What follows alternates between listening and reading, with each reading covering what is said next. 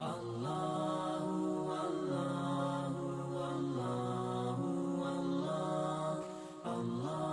اللہ الرحمن ہر کا انسان ایسی طاقت نہیں رکھتا کہ وہ وقت کو اپنی گرفت میں لے سکے۔ ہمارے بیہیویئر، ہمارے تعلق اور وقت کی پہچان اس بندے پر لازم ہے۔ اگر وہ پہچان چھوڑ دے گا تو اس کا نقصان کس سے ہوگا؟ انسان۔ مزید آسان سمجھنا چاہیں تو یوں سمجھ لیجئے کہ وقت ایک دروازہ ہے، ایسا دروازہ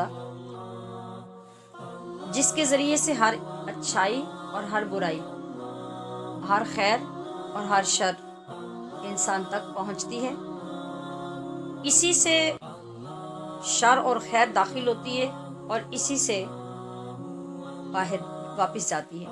اگر ہم اپنے نوجوانوں کو دیکھیں، بچیاں ہوں یا بچے ہوں، تو بچیاں گھروں میں وقت برباد کر رہی ہیں، مائیں بوڑھی ہیں تو وہ کچن میں کام کر رہی ہیں۔ انسان گناہ کرتا ہے اور سال ہا سال تک گناہ کرتا رہتا ہے، مگر وہ سچی توبہ کر لیتا ہے تو کیا ہوتا ہے؟